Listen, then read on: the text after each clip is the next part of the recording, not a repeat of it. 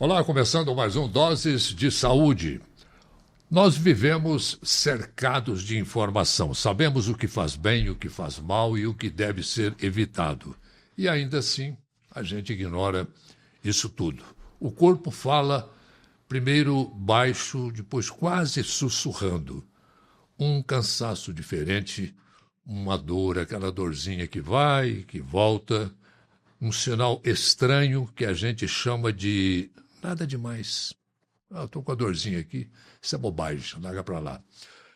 Mas um dia, um sinal estranho que a gente decide chamar de nada demais, aí o corpo grita. E quando o corpo grita, já não é mais um aviso, é um pedido de socorro. Hoje, a nossa conversa é sobre isso. Por que ignoramos o nosso próprio corpo quando ele está pedindo ajuda, pedindo socorro? E sobre esse assunto nós vamos conversar com o oncologista Dr. Rodolfo Gadia, que vai bater um papão legal aqui com a gente, né, Dr. Gadia?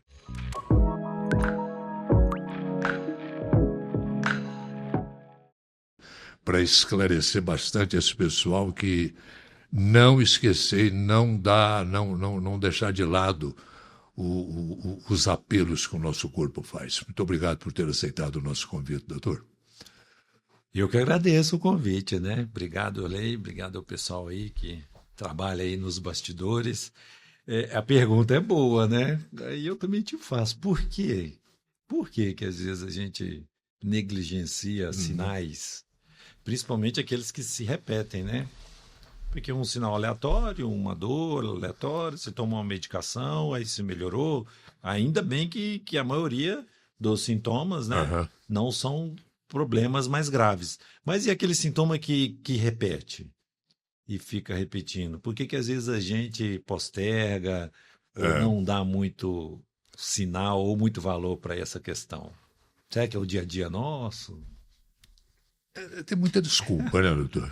Tem muita desculpa para... Ou medo, né? Ou medo. De, nossa, vai que é. Mas se for uma doença grave, tipo câncer, que a gente vai falar, já está lá.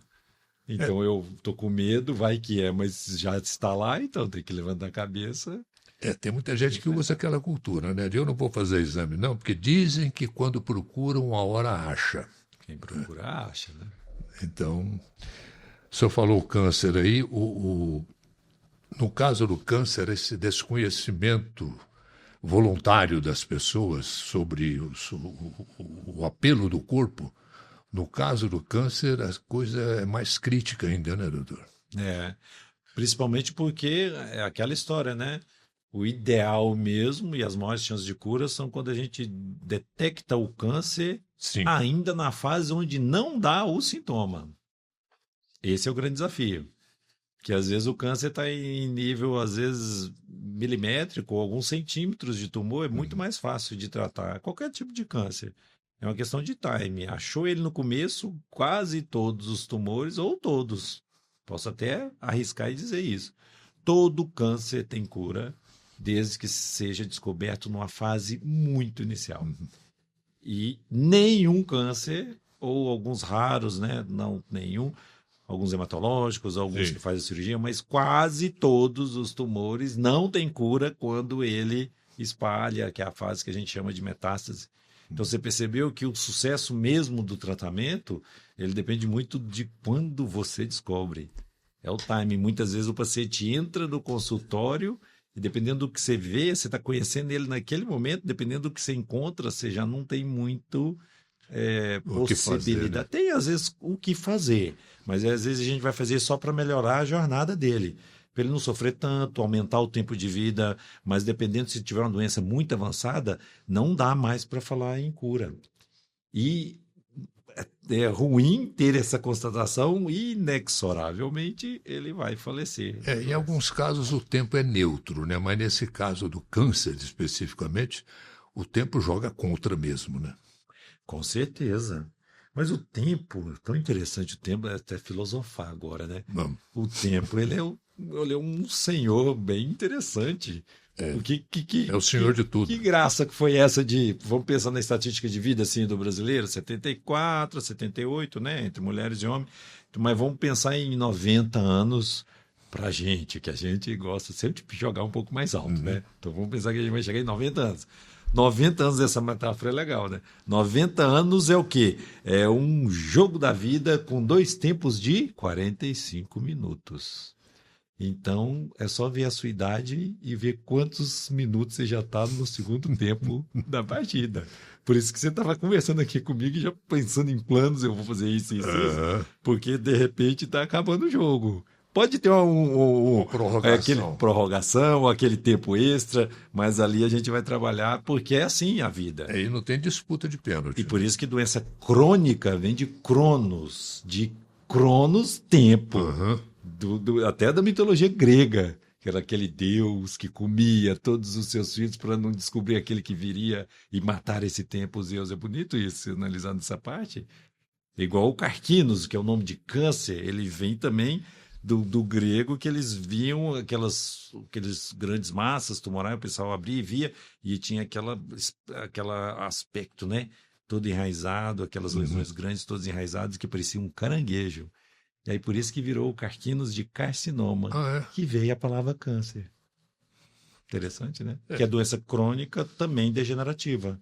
Então, quando você pergunta, então o tempo é fundamental, mas o tempo é fundamental, inclusive aquele tempo porta de uma pessoa que está com infarto ou de uma pessoa que está com derrame, não é câncer, mas o tempo também para ele joga super, super contra. Se ele perder aquela janela de tratamento, aí não adianta mais, ele já está sequelado.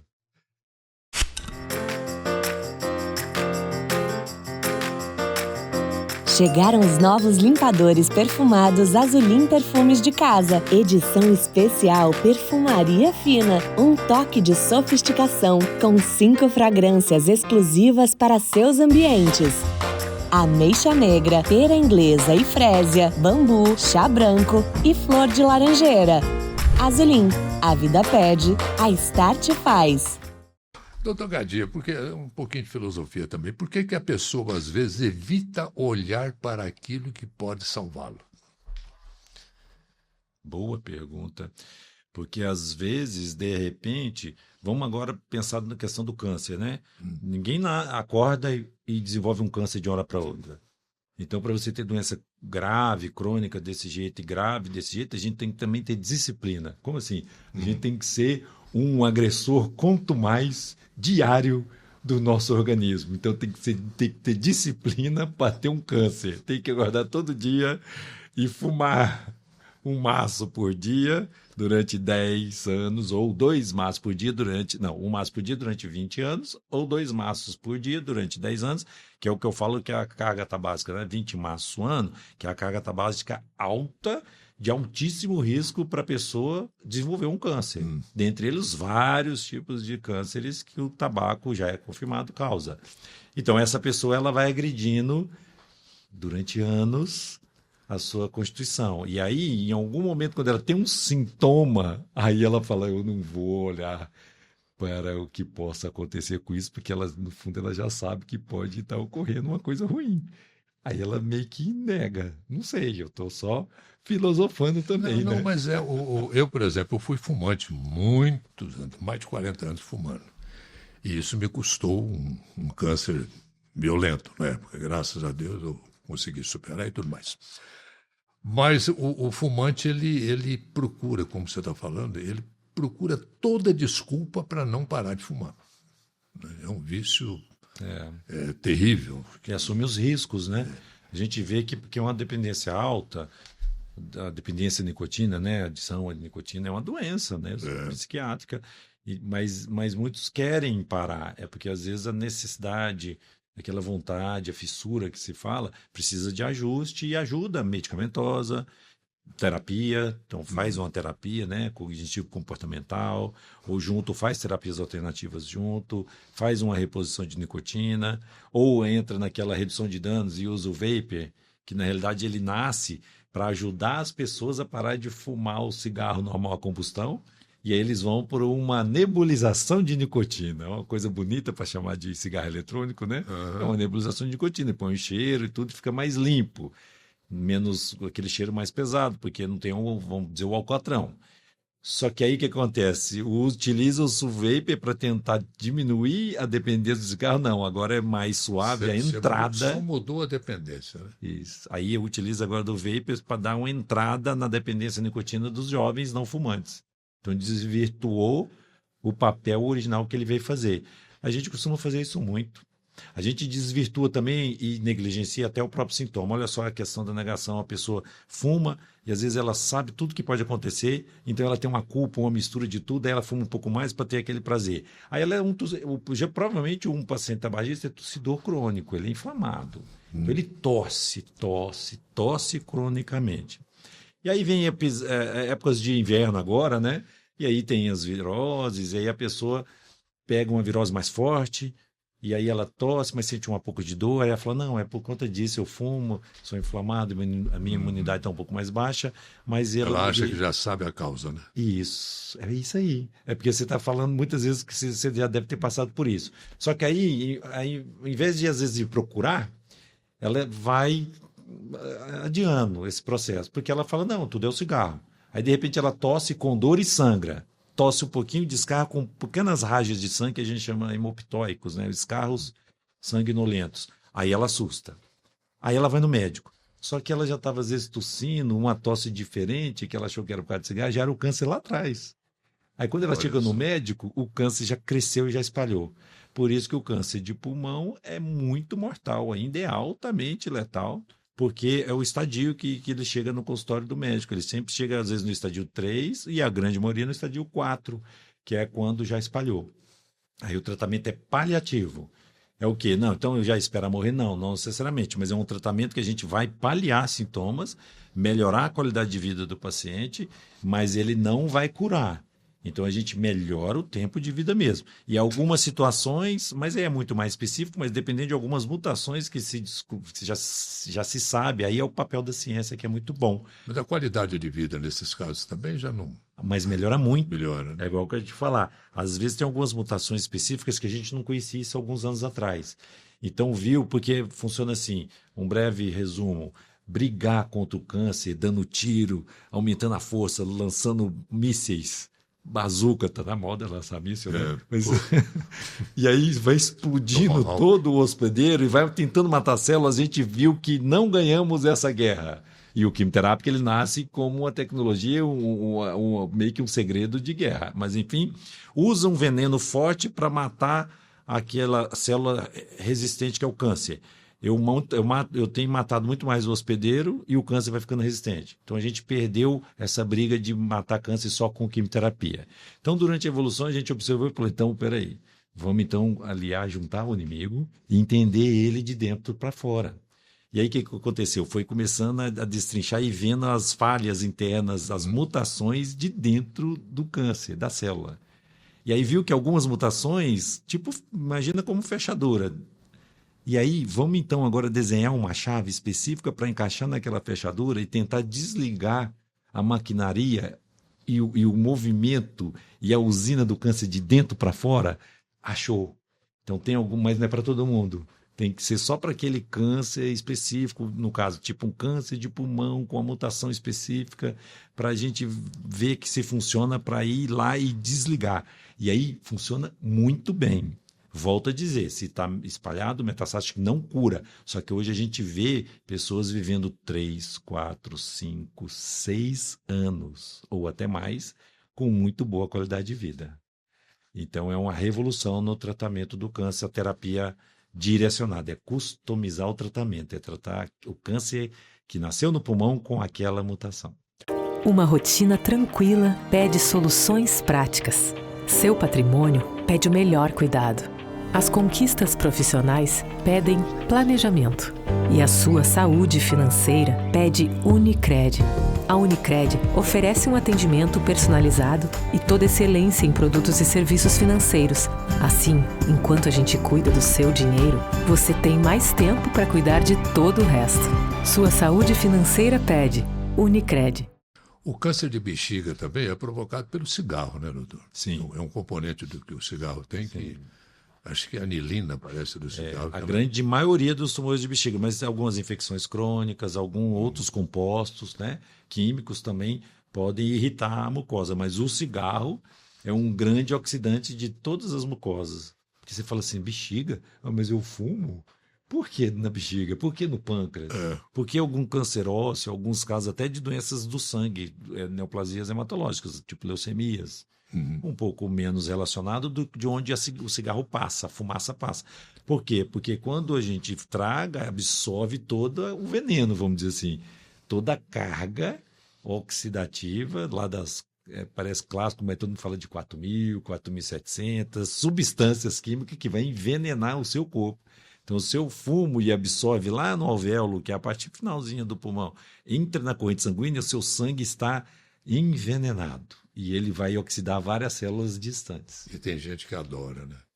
É porque ele corrompe o sistema de recompensa. Eu gostei dessa porcaria. Muito porque a nicotina ela entra no seu cérebro e te entrega uma recompensa sem você merecer.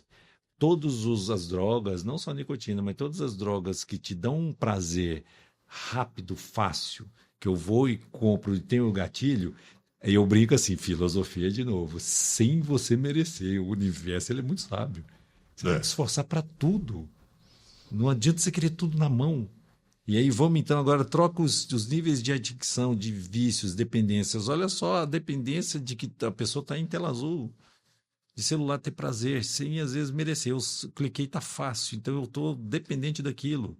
E tudo é dopamina, então é descarga rápido de dopamina e eu sinto prazer. É o trago do cigarro, é jogar a bet, é ficar viciando nisso. E aí o ser humano desvia a sua rota do que ele veio fazer aqui. Agora, eu acho que remédio adianta pouco, né? Para a gente encerrar esse capítulo do cigarro. Se não tiver uma baita de uma força de vontade de querer parar mesmo, de encarar o cigarro como inimigo, é difícil, né? Difícil. Eu acho que remédio, essas coisas todas... Mas não é impossível. Não, né? Você mesmo falou, parou de fumar. Tem gente que para, interessante, né? Define uma data, por isso que tem todo um conjunto. Eu parei sem remédio, sem nada. Parei porque me pararam, né? Mas geralmente o câncer me parou. É por isso que tem o pneumologista é fundamental, olha o time. Pneumologista, o psiquiatra, o psicólogo, o oncologista, o cardiologista. E aí tem reposição de nicotina, tem várias substâncias, tem medicações para atuar no sistema nervoso, diminuir aquela dependência física que tem, que altera da diarreia, taquicardia, alteração do sono, irritação, altera tudo. Então, tem medicações que vai te equilibrar para quando você tiver aquela compulsão maior de usar. Tem tratamentos para ajudar no comportamento, mas o que é o mais importante, não adianta ter toda uma equipe se a pessoa não quiser ter a vontade, mas além do que a vontade, ela vai ter que mudar o ritmo dela. Ela tem que mudar o estilo de vida. Infelizmente, vai ter que mudar onde ela ia, mudar um pouco os amigos, não deixar de ser os amigos, mas aquele amigo que sentava no final do expediente, no happy hour, para tomar uma cervejinha e fumar um cigarro. Como que você vai conseguir parar de fumar se você está num ambiente? Tem que mudar tudo. Porque tem amigo sacana, né? Falar, porra, bicho, vai largar de cigarro pra quê, rapaz? Você vê o fulano que tá com 80 anos, tá fumando bonito aí até hoje. Esse tipo de amigo, né?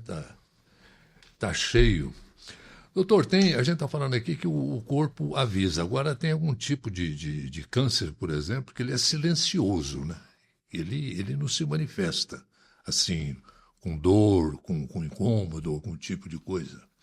A hora que vê, já está mais espalhado, né? É. Olha, o câncer é muito mortal, né? Uma conta rápida, assim, isso é pela estatística dos países, do desenvolvimento do câncer, as políticas de prevenção primária é fundamental. Prevenção primária é tudo que eu tenho que fazer para não ter o câncer.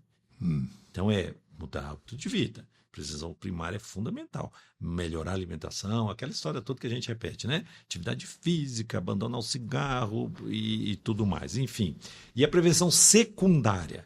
Prevenção secundária é tudo que eu tenho que fazer para descobrir o câncer numa fase inicial. Se aquela pessoa está falhando no primário, ele não vai mudar o hábito de vida dele. Ele é teimoso, ele é um tabagista que eu não vou parar de fumar. Então, vamos ver a carga. Aí tem a idade, e a carga tabágica dele, porque tem que selecionar também, porque não adianta sair fazendo exame todo mundo.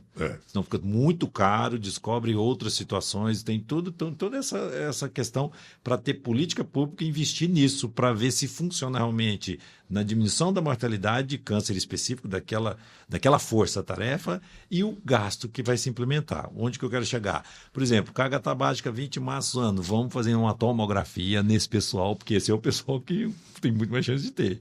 Com baixa carga também de radiação, porque tem tudo isso, para descobrir o tumor numa fase inicial, onde ele ainda é sorrateiro, igual que você falou, para a gente curar. Então, uma estatística assim, há uns anos atrás, 10 anos atrás, a cada 10 pacientes que entravam no consultório, 6 iam falecer da doença, 4 trata e fica bom. E cura, quando a gente fala cura, é quando trata e, em média, a gente acompanha depois de 5 a 10 anos que tratou, tá bom, ótimo, vai com Deus. E não peque mais. Chegou nos 10 anos, a pessoa pode dizer que está livre. É difícil, 100% nunca, né? Né? Mas tudo bem, está vivendo, vamos firme. Hoje mudou, tá ótimo. Hoje a cada 10 que entram, 4 só vão falecer da doença. Inverteu. E os 60% está curando. Por quê? Porque estão descobrindo mais no começo. É isso que a gente faz aqui, é campanha de conscientização, é o pessoal perder o medo, é sentir o sintoma, vai logo no médico, principalmente ele que não tem um hábito de vida bom. Isso é fundamental. Por quê? Para descobrir o câncer na fase que você acabou de falar, quando ele é sorrateiro e silencioso. Então, por que o câncer ainda é muito mortal? Porque a grande maioria dos tumores são silenciosos na sua fase mais curável, na sua fase inicial. Que é um grande exemplo, câncer de pâncreas.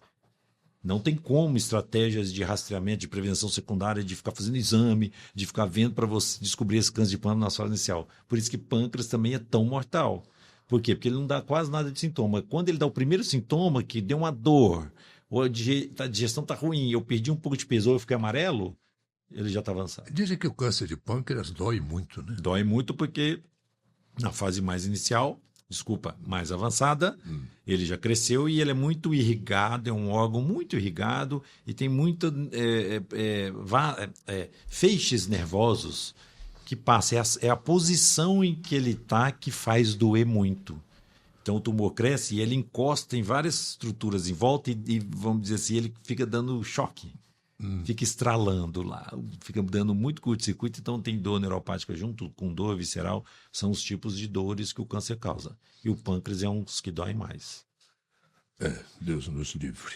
E o tratamento é muito agressivo, é aquela cirurgia. Quando dá tempo de operar, tem que fazer uma cirurgia muito grande, tem que tirar o pâncreas ou parte dele, ou todo ele, pedaço do estômago, pedaço do intestino, tirar a vesícula, tirar as gorduras em volta, tirar as ínguas, que são os linfonodos, é fazer um desmanche. Porque para operar câncer, é assim, eu não vou operar o câncer só tirando essa xícara aqui. O câncer está aqui. Para operar o câncer, eu tenho que tirar a xícara, o pires e dependendo um pouco, tudo isso aqui. O suporte do... Porque tem que ter a margem, tem que ter essa segurança que saiu tudo. Porque senão tira só aqui, eu brinco, né, no consultório, é igual aquela, esqueci o nome daquela coisa da grama, tiririca. Sim. Não tem as batatinhas? Você raspou e tirou a erva, mas se deixou lá as batatinhas em volta, não revirou a terra. Ela retirou, floresce de novo. Isso daí. É a recidiva que a gente chama. Agora tem aquelas histórias, né, doutor? O cara nunca fumou, o cara nunca bebeu, o cara é atleta, é instruído e é bem informado, tudo tal. De repente, catipumba, parece um câncer de pulmão. Tem muitos casos assim. Né? É pouco. Que tem. É porque na estatística esse caso reverbera muito, né? Nossa, meu Deus, foi igual na Covid, né? Não é possível aquele que era triatleta, jovem, fazia musculação, índice de massa, beleza, não era aquele padrão, né? Que estava todo mundo com medo, sedentário, mais obeso, doença crônica, e aí ele pegou o Covid e morreu? Que é isso? Só que esse reverbera e ele amplifica na boca de todo mundo. Então a gente acha que está demais. Não.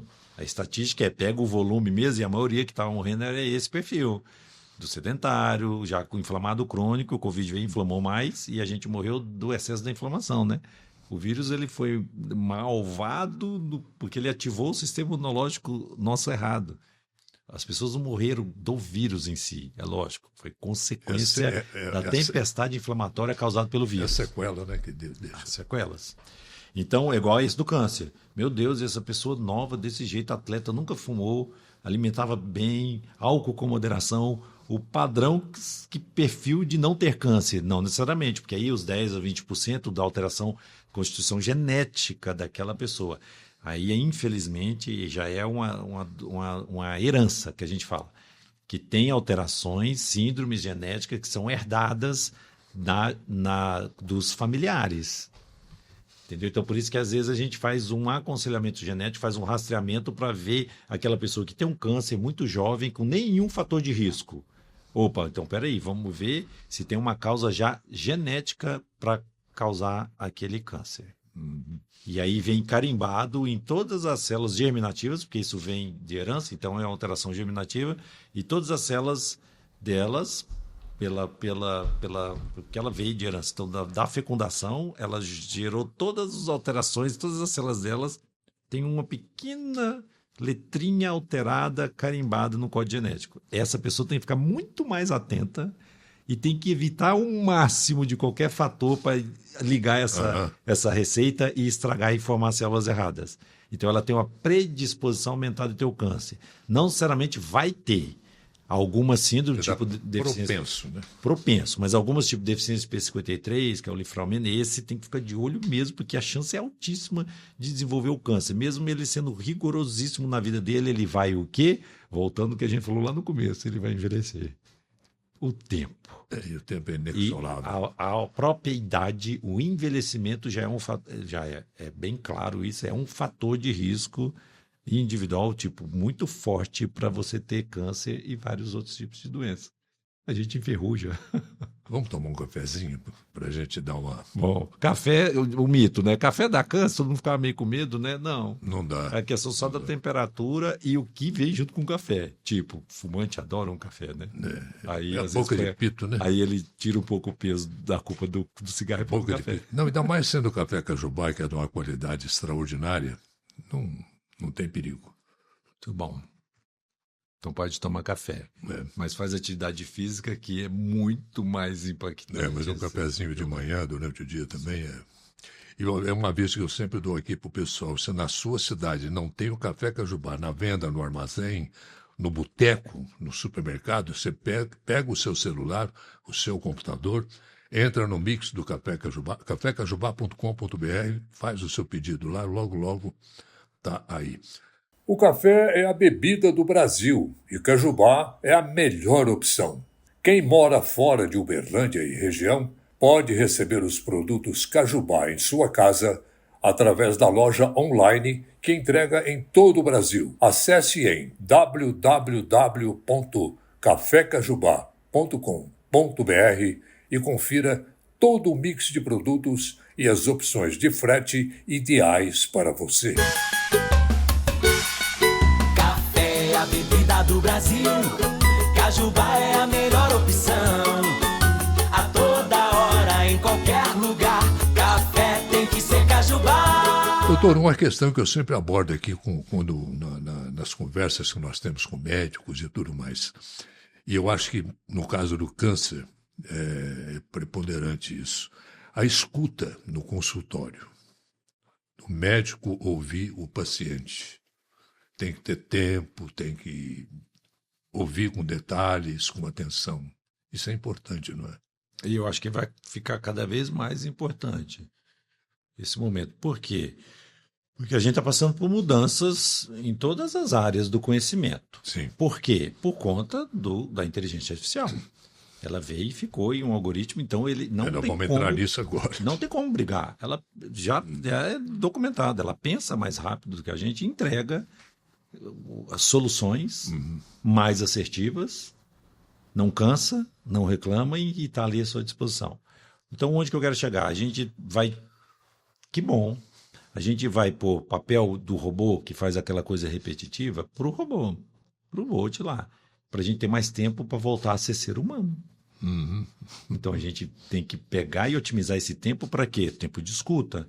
Porque quando você escuta, tem algumas situações de informações E muitas vezes, se você não escuta, passa batido ou ele não teve a oportunidade de falar, e que aí você não vai conseguir, inclusive, alimentar o seu prompt lá, o seu mecanismo de pôr a sua ferramenta, a sua inteligência artificial para te ajudar a pensar. Olha a ponte que a gente faz. Então, eu acho isso É questão movimento... hereditária, de tudo, né? Se o avô já teve algum tipo de câncer, uma coisa assim. Aí faz na história, né? Isso é muito importante. Pergunta-se tudo, até para ver qual tipo de exame genético a gente pode pedir a mais, tipo painéis, né? Somáticos, ou painéis hereditários, tipo câncer de mama, ovário, câncer da próstata. Isso tudo tem uma relação muito forte e são os mais comuns, né? Mama e próstata são mais comuns e eles têm a sua carga, não é toda, a maioria é o esporádico que a gente fala, que não tem a culpa hereditária, né? A gente brinca da maldição hereditária, mas alguns, de 20%, 30%, sempre tem uma taxa ali que não é preponderante, que vem por uma carga hereditária, sim. Essa informação é muito importante porque você vai alimentando até nas discussões com reuniões clínicas, você passar essa informação para pegar a opinião de outros e também alimentar a sua conversa, que é a ponte que a inteligência artificial vai fazer e vai rodar todo o conhecimento que tem hoje na internet. E ela vai também, principalmente, para te evitar os excessos, eu acho que isso é muito bom. Evitar os excessos, porque excessos em câncer causa muito prejuízo em todas as situações. Como? Como assim? Excesso de, às vezes, de passar informação e deixar a pessoa muito mais aflita e de coisas que eles não comprovaram. Excesso de tratamento. Excesso de tratamento causa um prejuízo. Porque aí, no afã, tudo bem. Às vezes o médico quer o máximo para o paciente, ele quer lutar. E a gente passa por isso todo momento. E a gente, não, vou fazer isso. E se de repente a gente perdeu um pouco a mão, está usando muito remédio, ele está intoxicando, ele está passando mais mal, às vezes com a medicação, com efeito colateral, e está tendo um gasto maior. Então, tem todos os tipos de toxicidade, né? A física do paciente, pela medicação, e a toxicidade financeira. Isso tudo tem que ser muito olhado, porque o tratamento do câncer é muito, muito caro. Só que a visão, então, esses são os excessos, né? A visão tem que ser lá na ponta inicial. Fazer bem o diagnóstico inicial, numa fase onde que cura melhor, e tratar bem nessa fase inicial, para evitar uma jornada mais difícil desse câncer voltar lá na frente ou pegar ele numa fase mais avançada, que é onde se gasta-se muito e o resultado é bem menor do que na fase inicial, onde eu posso curar. E esse jogo de forças na oncologia, ele é muito importante, a gente nunca pode esquecer dele. Falar em custo, o Sistema Único, o SUS, que é o público, ele oferece um apoio para o câncer? Oferece um bom apoio. Muitas vezes as pessoas falam, mas não é o ideal. Eu trabalhei muito tempo no sistema público. Hoje eu não trabalho mais. Mas lá, com todas as dificuldades, mas a proposta de entregar, ofertar o tratamento do câncer daquele que não tem condição, eu acho isso assim, muito importante.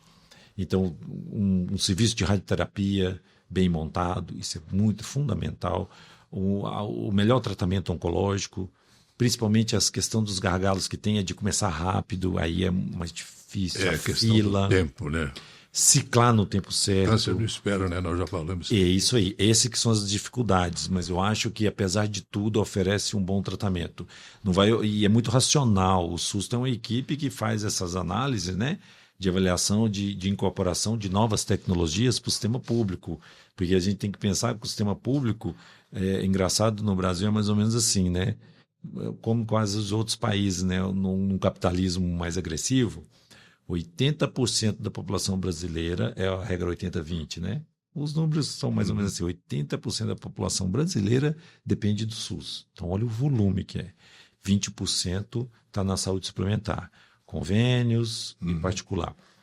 E o custo inverte, mais ou menos assim. Os 80% que dependem do SUS, eles têm 20% do custo saúde do país.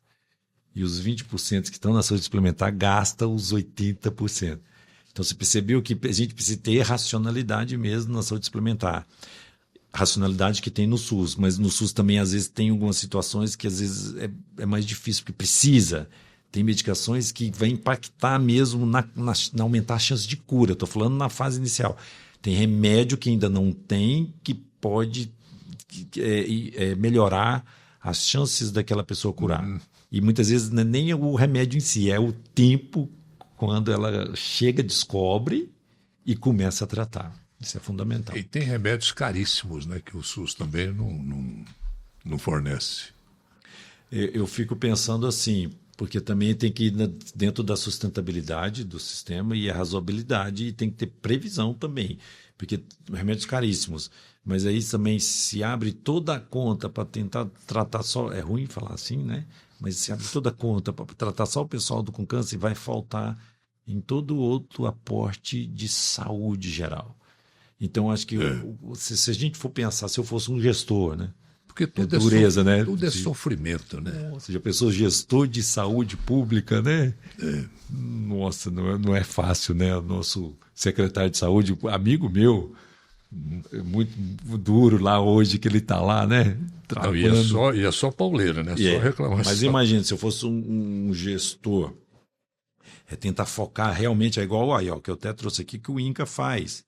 Aí é uma dica boa, pessoal, é o INCA, né, o site do INCA, que é o Instituto Nacional do Câncer, que é o que faz a gerência de políticas de saúde. Para você que está nos acompanhando, e que a gente está falando aqui de informação, está aqui o site do INCA. Qual que é mesmo, doutor? É www.inca.gov.br.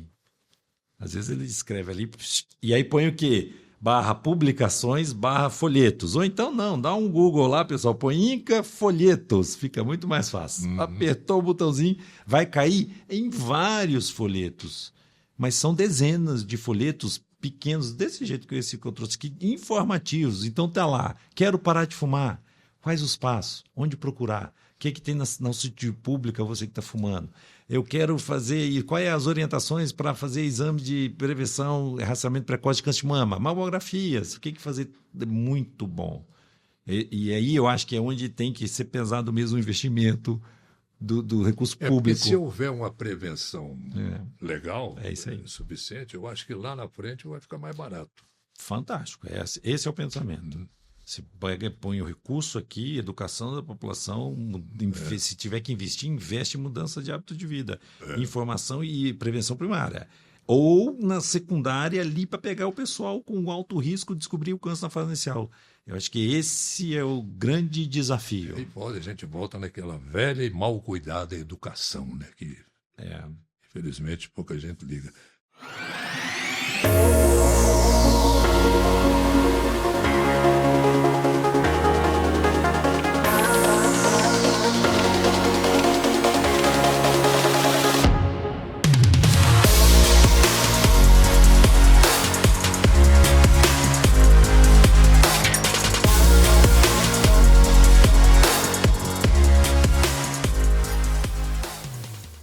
Doutor, você já ouviu, deve ter ouvido no seu consultório, paciente, depois de um diagnóstico de câncer, por exemplo, dizer para o senhor, eu devia ter vindo antes. Já aconteceu isso? Já é acontece. Triste, né? É triste porque muitas vezes ele estava ocupado com outras coisas da vida, né? Com trabalho. Então, era uma dorzinha, mas não incomodava tanto. Eu tomava um analgésico e ia trabalhar. Porque aí a gente está focado em outras coisas, né? E aí vai postergando. E de repente aquela dor te trava. É aquela que você levantou e fala, nossa, agora eu não consigo mais trabalhar, porque travou. Aí vai no ortopedista, viu e falou, nossa, não era só uma lombalgia. Você veio postergando, é uma metástase no osso. Você tem um câncer na próstata e agora já tem metástase no osso. E ela cresceu, encostou no nervo e travou sua perna. Você percebeu que às vezes... Por uma perna que dói, eu descubro, é só o iceberg, a pontinha do sintoma, eu vou descobrir outras coisas muito piores. E às vezes isso acontece e a pessoa fica muito. Uma radiografia detecta isso, doutor? No caso, por exemplo, a dor na perna. Eu estou com uma dor aqui. Sim. Às vezes sim, mas se às vezes tiverem componentes tipo partes moles, a radiografia é sempre bom porque vê o osso. Mas aí se tem um exame físico. Seria uma tomografia, no caso. Ou uma ressonância, né? Tomografia também é muito bom, mas ela também vai ver mais estrutura óssea. Aí se tem alguma coisa de partes moles, tipo, é um músculo. Às vezes é um tendão que está doendo ali perto do osso. Aí faz uma ressonância que ela faz esse desenho e diferencia melhor. É um exame mais detalhado. Mas para fazer ressonância vai demorar muito, porque vai para o SUS. Sim, então vai no médico, faz essa avaliação, o exame médico é sempre muito importante e faz uma radiografia, que é mais simples, sai na hora. Porque se tiver uma lesão no osso mesmo, vai ver, vai detectar e dali ela vai descobrir. Mas também não é nessa hora, também a gente não fortalece esse efeito negativo no paciente, ele já está com uma notícia muito ruim. Eu brinco, né? A gente, oncologista, conhece as pessoas no pior momento da vida deles. Então, a escuta, eu acho que a questão humana, enfim, a gente tem que sempre estar atento para isso, tem que ter uma carga mais de tolerância. O oncologista tem que ter paciência, às vezes até quando ele olha e fala, meu Deus, mas tem que ter, porque eu sempre coloco que a pessoa... Muita resignação. Porque também. O que está do lado de lá está numa situação muito pior do que a nossa. Às vezes ele está desesperado, às vezes ele viu, puxou a ficha, ele sabe que ele furou a fila para ser chamado para outras dimensões. É interessante. O médico é obrigado a chegar para o paciente e falar, bicho, o seu tempo acabou por aí, né? Isso, aí é treinamento para dar notícias difíceis. O oncologista tem esse treinamento. Mas aí você não pega também nessa culpa dele. Você fala, não, daqui para frente. Você não pode ficar também chorando leite derramado, porque senão vai ser pior para você. Então vamos ver o que a gente pode consertar daqui para frente. Ninguém vai entrar no meu consultório e falar, doutor, estou aqui que eu estou saudável, estou aqui porque eu já parei de fumar, já estou fazendo meus 150 minutos de atividade física de intensidade moderada ou até forte. Vim aqui só te dar um abraço. Tem a minha alimentação, eu vim aqui para te dar um abraço porque eu ganhei na Mega Sena da virada e vou viajar e conhecer o mundo. Eu vou olhar e falar, esse paciente nunca vai chegar no seu consultório. Vai chegar, doutor, toma tudo aqui, acendeu várias luzes no painel lá do meu carro humano, mas o meu carro, a cada 12 mil quilômetros, 10 mil eu levava na revisão. Troca o eu óleo, preocupava muito mais com o meu automóvel de lata do que a minha máquina física. Eu não fazia revisão. E aí eu fui só fazer revisão quando acendeu todas as luzes do painel, aí o doutor fez esse exame e agora está entregando para você o mecânico e eu quero que você conserte um carro que está quase fundindo. Se vira. O que o mecânico vai fazer? A gente vai tentar fazer o que pode. Doutor Rodolfo Gadia, que bom que o senhor veio aqui, mas o microfone continua à disposição sua. Que tipo de conselho, que tipo de advertência você faria para esse pessoal que se descuida tanto de informação sobre o seu próprio corpo? Olha, a informação hoje está tão bom, né? É fácil. Pegue a informação. Filtre e tenta também, porque pela facilidade de informação a gente agora está se perdendo pelo excesso, hein? Então filtre também as informações, porque também de repente vai vir gente passando... Então tem que saber onde procurar, porque senão você vai ficar meio maluco. Tem que apurar a informação. Então vai no site oficial. Então foca, então não precisa sair dando tiro e perdendo no algoritmo, às vezes, alucinante da internet. Foca, então pega informações no Instituto Nacional do Câncer. Volta lá e clique. É questão de informação. Isso é fundamental. O primeiro grande conselho, se informe. Mas numa fonte correta, séria, que não vai te pôr também a ser mais perturbado ainda. Segundo ponto fundamental, isso é muito importante, mude o estilo de vida. Eu gosto sempre de reforçar isso, porque isso também é para mim. Então, o médico que pede para mudar de vida, eu tenho que chegar em casa hoje também e já pensar e falar... Dá o exemplo, né? Eu tenho que fazer minha atividade física, estou cansado, vai, movimenta 50 minutos 3 vezes na semana ou 30 minutos 5 vezes na semana, no mínimo, movimente. Essa mudança de estilo de vida é fundamental. Nesse aspecto, relacione com as pessoas, conexão, relacionamento, conexões sociais, melhora o estado mental, você vai ter mais ânimo para fazer sua atividade física. Fundamental. Faça um trabalho voluntariado. Compartilhe. Porque é numa dessas que você vai encontrar um outro que vai te dar uma força para você abandonar uma coisa que você não estava conseguindo, um cigarro ou uma bebida.